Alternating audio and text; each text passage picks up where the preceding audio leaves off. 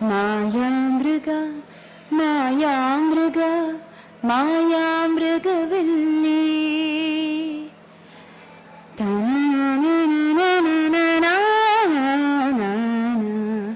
Super minute super minute super minute ಇದು ಪುಟ್ಕೌರಿ ಮದುವೆ ಕನ್ನಡತಿ ಸಿಹಿ ಹಣ್ಣ ಕೊಡುವ ಮರ ನೀಡಿ ನೀಡಿ ಮುಕ್ತ ಬೇವಾಗಿವ ಸವಿಗಾನದ ಹಕ್ಕಿ ಹಾಡಿ ಮುಕ್ತ ಮುಕ್ತ big boss big boss big boss ಹೌದು ಸ್ವಾಮಿ. ಲಕ್ಷ್ಮೀ ಬಾರಮ್ಮ ಬಾರಮ್ಮ ಲಕ್ಷ್ಮೀ ಬಾರಮ್ಮ. ಒಂದು ಪ್ರಾಮಾಣಿಕ ಪ್ರಶ್ನೆ ಕೇಳ್ತೀನಿ. ಈ ಎಲ್ಲ ಹಾಡುಗಳನ್ನ ಕೇಳಿದಾಗ ನೀವು ಮನೆ ಮಂದಿಯ ಜೊತೆ ಕೂತು ಸಮಯ ಕಳೆದಿದ್ದು ಅದು ನಿಮ್ಮ ಗಮನವನ್ನ ಸೆಳೆದಿದ್ದು ನೆನಪಾಯ್ತೋ ಇಲ್ವೋ? ಚಪ್ಪಾಳೆ ತಟ್ಟಿ. ಕನಿಷ್ಠ 20 ನಿಮಿಷಗಳಾದ್ರೂ ನೀವು ಈ ಕಾರ್ಯಕ್ರಮದ ಕಡೆ ಗಮನ ಕೊಟ್ಟಿದ್ದೇ ಆದರೆ ಇನ್ನೊಮ್ಮೆ ಚಪ್ಪಾಳೆ ತಟ್ಟಿ. ಯಾಕೆ ಅಂತ ಹೇಳ್ತೀನಿ. ಕನ್ನಡ ಹಾಡುಗಳನ್ನ ಕನ್ನಡ ಸಿನಿಮಾಗಳನ್ನ ಈಗ ಉದಾಹರಣೆಗೆ ಮೇಯರ್ ಮುತ್ತಣ್ಣ ತರ ಸಿನಿಮಾಗಳು, ರಾಜ್ಕುಮಾರ್ ಅವರ ಸಿನಿಮಾಗಳು, ವಿಷ್ಣುವರ್ಧನ್ ಅವರ ಸಿನಿಮಾಗಳು, ಪ್ರೇಮಲೋಕದಂತ ಸಿನಿಮಾಗಳು. ನಾವೆಲ್ಲರೂ 90s ಕಿಡ್ಸು, 1990 ಮೇಲೆ ಹುಟ್ಟಿದವರು. ನಾವು ಆ ಸಿನಿಮಾ ಬಿಡುಗಡೆ ಆದಾಗ ಹುಟ್ಟೇ ಇರಲಿಲ್ಲ. ನಮಗೆ ಈ ಎಲ್ಲ ಸಿನಿಮಾಗಳು, ತಂತ್ರಜ್ಞರು, ಕಲಾವಿದರು ಪ್ರತಿಯೊಬ್ಬರು ಪರಿಚಯ ಆಗಿರೋದು ಟಿವಿ ಮೂಲಕ ಮಾತ್ರ. ನಾವು ಟಿವಿ ನೋಡಿ ಸಿನಿಮಾ ನೋಡಿರೋದು, ನಾವು ಟಿವಿ ನೋಡಿ ಇವ್ರನ್ನ ಪರಿಚಯ ಮಾಡ್ಕೊಂಡಿರೋದು. ಹಾಡುಗಳಿರ್ಬೋದು, ಹಂಸಲೇಖ ಅವರಾಗಿರ್ಬೋದು, ಈ ಎಲ್ಲ ರಿಯಾಲಿಟಿ ಶೋಗಳು ಬರುವಂತಹ ಪದೇ ಪದೇ ಬರುವಂತಹ ಹಾಡುಗಳು, ಚಿಕ್ಕ ಮಕ್ಕಳು ಕೂಡ ಎಷ್ಟು ವರ್ಷಗಳ ಹಿಂದೆ ಬಂದಂತಹ ಹಾಡುಗಳನ್ನ, ಸಿನಿಮಾಗಳನ್ನ ನೆನಪು ಮಾಡೋದಕ್ಕೆ ಸಾಧ್ಯವಾಗ್ತಿರೋದು ಕನ್ನಡ ಟಿವಿಯಿಂದ ಮಾತ್ರ ಅಂತ ಹೇಳೋದಕ್ಕೆ ನನಗೆ ಹೆಮ್ಮೆ ಆಗುತ್ತೆ. ಮತ್ತೆ ನಾವೆಲ್ಲ ಇನ್ನು ಚಿಕ್ಕವರಿದ್ದಾಗ ಬರೀ ಕೇಬಲ್ ಕೂಡ ಇಲ್ಲದೆ ಬರೀ DD1 ನೋಡ್ತಾ ಇದ್ದಾಗ ಚಿತ್ರಮಂಜರಿ ಯಾವಾಗ ಬರುತ್ತೆ, ವಾರಕ್ಕೆ ಶುಕ್ರವಾರ ಬರ್ತಾ ಇದ್ದಿದ್ದು ಅದೊಂದು ಸಿನಿಮಾ ನಂಗೆ ನೆನಪಿದೆ. ಹೂಮಳೆ ಬರ್ತಾ ಇತ್ತು. ಹೂಮಳೆನೇ ಪ್ರತಿ ಸಲ ಹಾಕ್ತಾರಲ್ಲ ಅಂದ್ರೂ ಬೇಜಾರಿಲ್ಲದೆ ಮತ್ತೆ ನೋಡ್ತಾ ಇದ್ದೆ. ಇದು ಕೂಡ ಈ ನೆನಪನ್ನ ಕೊಟ್ಟಿರೋದು ಟಿವಿ. ಮತ್ತೆ ಕನ್ನಡ ಧಾರಾವಾಹಿಗಳು ಕುಟುಂಬವನ್ನ ಪ್ರತಿಯೊಬ್ಬರು ಬೇರೆ ಬೇರೆ ಕಡೆ ಅವರವರ ಕೆಲಸಗಳಲ್ಲಿ ತೊಡ್ಕೊಂಡಿದ್ರೆ ಒಂದೆಡೆ ಕೂರಿಸಿ ಅವರಿಗೋಸ್ಕರ ಒಂದು ಫ್ಯಾಮಿಲಿ ಮೊಮೆಂಟ್ ನ ಕ್ರಿಯೇಟ್ ಮಾಡೋ ಶಕ್ತಿ ಇರೋದು ದೂರದರ್ಶನಕ್ಕೆ. ಹಬ್ಬದ ಹರಿದಿನ ಬಂದ್ರಂತೂ ಗಣೇಶ ಹಬ್ಬ ಇರ್ಬೋದು, ಸಂಕ್ರಾಂತಿ ಇರ್ಬೋದು, ಯುಗಾದಿ ಇರ್ಬೋದು, ಅದರ ಕುರಿತಾಗಿ ಕಾರ್ಯಕ್ರಮ ಮಾಡೋಕ್ಕೆ ಸಾಧ್ಯವಾಗೋದು ಟಿವಿ ಅವರಿಗೆ ಮಾತ್ರ. ಅವರು ಮಾತ್ರ ಒಂದು ಗಣಪತಿ ಹಬ್ಬದ ಒಂದು ವಿಶೇಷತೆಯನ್ನ, ಹಬ್ಬದ ವಾತಾವರಣವನ್ನ ತಂದು ಮನೆ ಮನೆಗೂ ತಲುಪಿಸುವಂತ ಕೆಲಸ ಮಾಡೋಕ್ಕಾಗೋದು ಟಿವಿಗೆ ಮಾತ್ರ. ಈ ಎಲ್ಲಾ ವಿಷಯಗಳಿದ್ರೂ ಕೂಡ ಟಿವಿಯ ಕಾರ್ಯಕ್ರಮ ಅಂದ್ರೆ ಎಲ್ಲೋ ಒಂದ್ ಕಡೆ ಹೌಸ್ ವೈಫ್ ತರ. ಆಕೆ ಎಲ್ರಿಗೂ ಬೇಕು, ಆಕೆಯ ಸೇವೆ ಬೇಕು, ಆಕೆಯ ಅಡುಗೆ ಬೇಕು, ಆಕೆಯ ಪ್ರೀತಿ ಬೇಕು, ಆದ್ರೂ ಮನೇಲಿರೋಳ್ತಾನೆ ಅಂತ ಒಂದು ಅಸಡ್ಡೆ. ಹಾಗಾಗಿ ಟಿವಿ ಅಂದ ತಕ್ಷಣ 2ನೇ ದರ್ಜೆಯಾಗಿ ನೋಡುವ ಒಂದು ಮನಸ್ಸು ಇದೆ. ಅದು ಸರಿಯಲ್ಲ ಅನ್ನೋದಂತ ನನಗನ್ಸುತ್ತೆ. ಅಂದ್ರೆ ಹೌದು, ಅದರಲ್ಲೂ ನ್ಯೂನ್ಯತೆಗಳಿರುತ್ತೆ, ಕೊರತೆಗಳಿರುತ್ತೆ.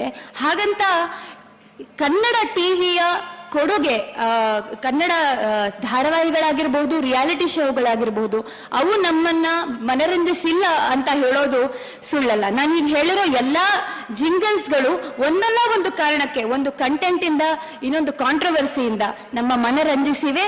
ಮತ್ತು ಅದು ಸತ್ಯ, ಜನಪ್ರಿಯತೆಯಲ್ಲಿ ಯಾವತ್ತೂ ಸತ್ಯ ಇರತ್ತೆ ಅಂತ ನಾನು ನಂಬ್ತೀನಿ.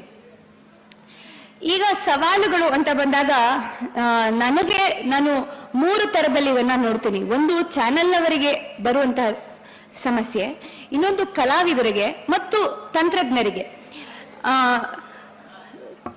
ಚಾನೆಲ್ ಅವರಿಗೆ ಈ ಪ್ರತಿಯೊಂದು ಕಾರ್ಯಕ್ರಮಗಳು ಏನೇ ಆದ್ರೂ ಕೂಡ ಅದು ಒಂದು ಇಂಥದ್ದೇ ಆದಂತ ಬಜೆಟ್ನ ಚೌಕಟ್ಟಿನಲ್ಲೇ ನಡಿಬೇಕಾಗತ್ತೆ. ನಾವು ಕೂತ್ಕೊಂಡು ಏನೇ ಮಾತಾಡಿದ್ರು ಕೂಡ ಬೇರೆಯವರು ಕೊಟ್ಟಂತ ಈಗ 100 ರೂಪಾಯಿ ಕೊಟ್ಟಿದ್ರೆ 100 ರೂಪಾಯಿ ಒಳಗೆ ಮಾಡಕ್ಕೆ ಸಾಧ್ಯ. ಅದ್ರ ಮೀರಿ ನಾವು ಇದನ್ನ ನಾವು ಹಿಂದಿ ತರ ಮಾಡ್ತೀವಿ, ಇನ್ನೂ ದೊಡ್ಡದಾಗಿ ಮಾಡ್ತೀವಿ ಅಂದ್ರೆ ಪ್ರೊಡ್ಯೂಸರ್ ಕೈ ಸುಟ್ಕೋಬೇಕಾಗತ್ತೆ.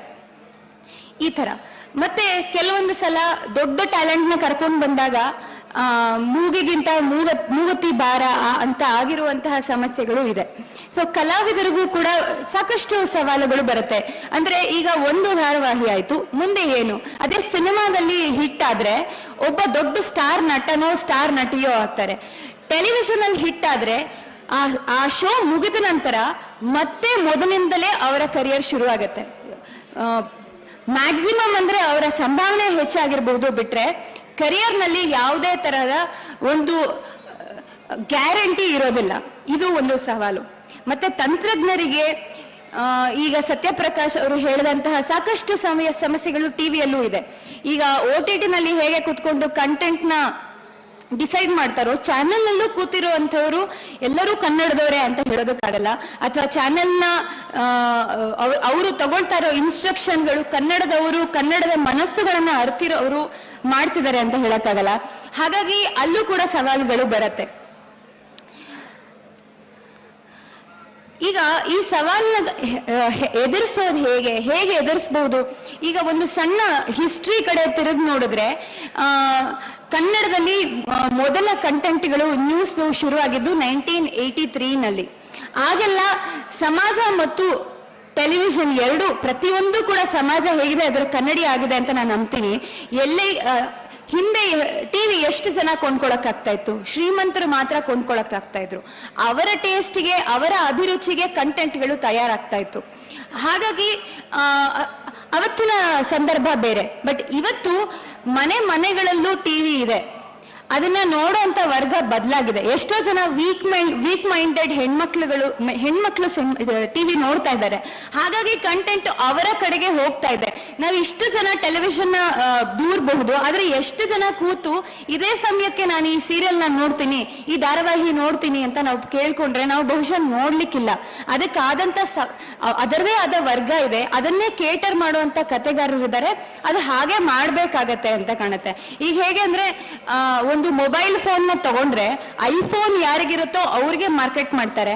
ಇನ್ಯಾವ್ದಾದ್ರು 5,000 ರೂಪಾಯಿ ಒಳಗಡೆ ಇರೋ ಫೋನ್ಗಳಿದ್ರೆ ಅದನ್ನ ಅವ್ರಿಗೆ ಮಾರ್ಕೆಟ್ ಮಾಡ್ತಾರೆ. ನಾನು 5,000 ರೂಪಾಯಿ ಫೋನ್ ನ ತಗೊಂಡ್ಬಂದು ಐಫೋನ್ ಮಾರ್ಕೆಟ್ ನಲ್ಲೋ ಅಥವಾ ಐಫೋನ್ ಮಾರ್ಕೆಟ್ ನ ತಗೊಂಡ್ ಬಂದು 5,000 ರೂಪಾಯಿ ಮಾರ್ಕೆಟ್ ನಲ್ಲೋ ಮಾರಿದ್ರೆ ಅದು ಮಾರಾಟ ಆಗೋದಿಲ್ಲ. ಹಾಗಾಗಿ ಇಲ್ಲಿ ಕಂಟೆಂಟ್ ನ ಕೂಡ ಒಂದು ಗಂಡ ಹೆಂಡತಿ ಸಂಸಾರ ಬಿಟ್ಟು ಬೇರೆ ಮಾಡಿದಾಗ ಅದೆಷ್ಟು ವರ್ಕ್ ಆಗುತ್ತೆ ಅನ್ನೋದಕ್ಕೆ ಈಗ ನಾನೇ ಮಾಡಿದಂತಹ 2 ಧಾರಾವಾಹಿಗಳ ಉದಾಹರಣೆ ಕೊಡ್ತೀನಿ. ನಾನು ಪುಟ್ಟಗೌರಿ ಮದುವೆ ಅನ್ನೋ ಒಂದು ಧಾರಾವಾಹಿಯ ಮುಖ್ಯ ಪಾತ್ರದಲ್ಲಿ ಅಭಿನಯನ ಮಾಡಿದೆ. ಆ ಧಾರಾವಾಹಿಗೆ ಅತಿ ಹೆಚ್ಚು TRP ಬಂದಿತ್ತು. ಕಲಾವಿದೆಯಾಗಿ ನನಗೆ ಎಷ್ಟೋ ತಕರಾರುಗಳು ಆಗಿದ್ರು ಕೂಡ ಅದು ಎಷ್ಟು ಫೇಮಸ್ ಆಗಿತ್ತು ಧಾರಾವಾಹಿ ಅಂದ್ರೆ ನಾನು ಅದನ್ನು ಬಿಟ್ಟು ಹೋಗೋದಕ್ಕೂ ಆಗ್ತಾ ಇರ್ಲಿಲ್ಲ. ಅಥವಾ ಜನ ಅದನ್ನ ನೋಡ್ದೇನೂ ಇರ್ಲಿಲ್ಲ. ನೋಡಿದ್ರು, ಎಲ್ಲಿ ಹೋದ್ರು ನನ್ನ ಪುಟ್ಟಗೌರಿ ಅಂತಾನೆ ಗುರ್ತಿಸಿದ್ರು. ನನಗೆ ಯಾವ್ಯಾವುದೋ ಒಂದಷ್ಟು ಬಾಲಿಶವಾದ ಸೀನ್ಗಳಲ್ಲಿ ಅಭಿನಯ ಮಾಡ್ಬೇಕಾಯ್ತು. ಆದ್ರೂ ಕೂಡ ಫೇಮ್ ಅನ್ನೋದು, TRP ಅನ್ನೋದು ಚಾನೆಲ್ ಅವರಿಗೆ ಮುಖ್ಯ ಆಗತ್ತೆ ಕೊನೆ ದಿನ ಅಂತ. ಇದರ ಇನ್ ಕಾಂಟ್ರಾಸ್ಟ್ ಟು ದಿಸ್ ಕನ್ನಡತಿ ಅನ್ನೋ ಇನ್ನೊಂದು ಧಾರಾವಾಹಿ ಬಗ್ಗೆ ಇಲ್ಲಿ ಮಾತಾಡ್ತಾ ಇದೀವಿ. ಬಟ್ ಕನ್ನಡತಿ TRP ವೈಸ್ ಎಷ್ಟು ವರ್ಕ್ ಆಯ್ತು ಅಂತ ಕೇಳಿದ್ರೆ ಅದು ಅಷ್ಟು ದೊಡ್ಡ ಮಟ್ಟದ ಟಿವಿಯಲ್ಲಿ ಸಕ್ಸಸ್ಫುಲ್ ಅಲ್ಲ. ಅಂದ್ರೆ ತಿಳುವಳಿಕೆ ಎಲ್ಲರ ಆಯ್ಕೆ ಆಗಿರಲ್ಲ. ನಾವೆಲ್ಲರೂ ಸಮ್ಮೇಳನಕ್ಕೆ ಬಂದಿದ್ದೀವಿ, ನಾವೆಲ್ಲ ಕನ್ನಡದ ಬಗ್ಗೆ ತಿಳ್ಕೊಳಕ್ ಇಷ್ಟಪಡ್ತೀವಿ. ಇಲ್ಲಿ ಯಾವುದೇ ಹೊಸ ವಿಷಯ ಇರಬಹುದು, ನಾಲೆಜ್ ಆಗಿರ್ಬೋದು. ಆದ್ರೆ ಮನೇಲಿ ಕೂತ್ಕೊಂಡು ತರಕಾರಿ ಹೆಚ್ಚುತ್ತಾ ದೋಸೆ ಮಾಡ್ತಾ ಟಿವಿ ನೋಡ್ಬೇಕಾಗಿರೋ ಹೆಣ್ಮಗಳಿಗೆ ಅವಳ ಮನಸ್ಸಿಗೆ ಯಾವುದೋ ಒಂದು ಫ್ರಸ್ಟ್ರೇಷನ್ ಹತ್ರವಾಗಿಯೋ, ಅವಳ ನೋವಿಗೆ ಹತ್ರವಾಗಿಯೋ ಇರೋ ಕಥೆನೇ ನೋಡಕ್ ಇಷ್ಟ ಪಡ್ತಾಳೆ. ಅದನ್ನ ನಾವು ಕೂತು ಜಡ್ಜ್ ಮಾಡೋಕ್ ಸಾಧ್ಯ ಇಲ್ಲ ಅನ್ಸತ್ತೆ. ಅದು ಟಿವಿ ಮಾಡ್ತಾ ಇರೋ ಕೆಲಸ. ಅದು ಯಾರೋ ಒಬ್ಬರ ಮನರಂಜಿಸಿದೆ ಅಂದ್ರೆ ಅದು ಗೆದ್ದಿದೆ ಅಂತಾನೆ ನಾನು ಹೇಳಬಹುದು ಅಂತ ನನ್ನ ಅಭಿಪ್ರಾಯ ಇದು. ಹಾಗಾದ್ರೆ ಟಿವಿಯ ಮುಂದೆ ಏನು ಅಂದ್ರೆ ಇದರ ಸಾಧ್ಯತೆಗಳೇನು ಅಂತ ಕೇಳಬಹುದು ನೀವು. ಮೊದಲೆಲ್ಲ ಬರೀ ಧಾರಾವಾಹಿಯ ನಾಯಕಿ ಅಂದ್ರೆ ಒಂದು ಸೊಸೆ ಕಣ್ಣೀರ್ ಹಾಕೋಳು ಅಂತ ಅಷ್ಟೇ ಇತ್ತು. ಈಗ ನಾವು ನೋಡ್ತಾ ಬಂದಿದ್ರೆ ಒಂದು 5-6 ವರ್ಷಗಳ ನಂತರ ಈಗ DC ಆಗುವ ನಾಯಕಿಯ ಪಾತ್ರಗಳನ್ನ ನಾವು ನೋಡ್ತಾ ಇದೀವಿ. ಒಂದು ಪಾಲಿಟಿಕ್ಸ್ ನಲ್ಲಿ ಇನ್ವಾಲ್ವ್ ಆಗಿ ಒಂದು ಸಮಾಜದ ಹಿಡಿತವನ್ನ ಕೈಗೆ ತಗೊಳ್ತಾ ಇರುವಂತಹ ನಾಯಕಿಯನ್ನ ನೋಡಿದೀವಿ. ನಾಯಕನಿಗಿಂತ ಗಟ್ಟಿಯಾದ ನಿರ್ಧಾರಗಳನ್ನ ತಗೊಳ್ಳುವಂತ ನಾಯಕಿಯ ಪಾತ್ರಗಳನ್ನ ನೋಡ್ತಾ ಇದೀವಿ. ಟಿವಿಗೆ ಇರೋ ಒಂದು ಆಪರ್ಚುನಿಟಿ ನನಗೆ ಇಲ್ಲಿ ಕಾಣಿಸ್ತದೆ. ಅಂದ್ರೆ ನಾಯಕಿ ಪ್ರಧಾನವಾದ ಕಥೆಗಳನ್ನ ಸಿನಿಮಾದಲ್ಲಿ ಕನ್ನಡದ ಮಟ್ಟಿಗೆ ಎಷ್ಟು ಮಾಡ್ಬೋದೋ ಇಲ್ವೋ ಗೊತ್ತಿಲ್ಲ, ಟೆಲಿವಿಷನ್ ಅಲ್ಲಿ ಖಂಡಿತವಾಗಿಯೂ ಮಾಡಬಹುದು. ಅದನ್ನ ನೋಡುವಂತ ಹೆಣ್ಮಕ್ಳು ಸಾಕಷ್ಟು ಜನ ಇದ್ದಾರೆ. ಅಲ್ಲಿ ಆಲ್ರೆಡಿ ಆ ಈಕೋ ಸಿಸ್ಟಮ್ ಕ್ರಿಯೇಟ್ ಆಗಿದೆ. ಒಂದು ಹೆಣ್ಮಗಳ ಕಥೆನೆ ಟೆಲಿವಿಷನ್ ಅಲ್ಲಿ ಓಡೋದ್ರಿಂದ ಅಲ್ಲಿ ನಾವು ಬೇರೆ ಬೇರೆ ತರ ಕಥೆಗಳನ್ನ ಅಲ್ಲಿ ನಾವು ಆ ಫಾರ್ಮುಲಾಗೆ ಅಂಟ್ಕೊಳ್ಳದೆ ಹೊಸ ಹೊಸ ಕಥೆಗಳನ್ನ, ಅಂದ್ರೆ ಈಗ ವಿಚ್ಛೇದನ ಅನ್ನೋದು ನಮ್ಮ ಸಮಾಜದಲ್ಲಿ ದೊಡ್ಡ ಮಾತಾಡೋದೇ ತಪ್ಪು ಅಂತ ಆಗಿದೆ. ಯಾರೇ ಆದ್ರೂ ಗಂಡ ಬಿಟ್ಟೋಡು ಅಂತ ಹೇಳ್ತಾರೆ ಬಿಟ್ರೆ ಹೆಂಡತಿ ಬಿಟ್ಟೋಡು ಅಂತ ಹೇಳಲ್ಲ. ಅದನ್ನೇ ನಾವು ತಪ್ಪು ಅಂತ ಹೇಳುವಾಗ, ಅಂದ್ರೆ ಒಂದು ಅಬ್ಯೂಸಿವ್ ಮ್ಯಾರೇಜ್ ನಲ್ಲಿ ಇರೋ ಹೆಣ್ಮಗಳು ಒಂದು ಸಂಸಾರದಿಂದ ಹೊರಗೆ ಬಂದ್ರೆ ಆಕೆಯೂ ನಾಯಕಿ ಆಗಿರಬಹುದಾ? ಅಂದ್ರೆ ಎಷ್ಟೋ ಜನ ಹೆಣ್ಮಕ್ಳು ಹೊಡೆಸ್ಕೊಂಡು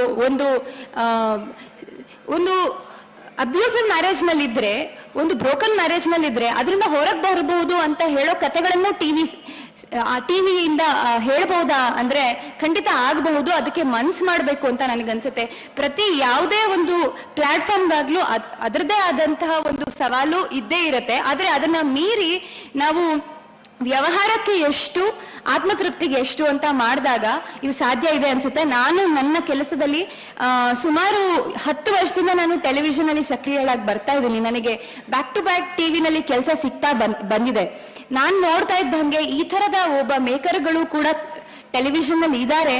ಅವರಿಗೆ ಒಂದೊಂದು ಸಲ ಜನರಿಂದ ಸಿಗದೆ ಇರೋ ಪ್ರತಿಕ್ರಿಯೆಯಿಂದ ಅವರು ಮಾಡೋದಕ್ಕೆ ಹಿಂಜರಿತಿದ್ದಾರೆ ಬಿಟ್ರೆ, ಖಂಡಿತವಾಗಿಯೂ ಟಿವಿಗೆ ಸಾಕಷ್ಟು ಆಪರ್ಚುನಿಟಿ ಇದೆ ಅಂತ ನನಗನ್ಸುತ್ತೆ. ಆದ್ರೆ ಮುಂಚಿನ ತರ 7:30ಗೆ ಕೂತು ಅದೇ ಸಮಯಕ್ಕೆ ನೋಡಿ TRP ಬರ್ದೇ ಇರಬಹುದು.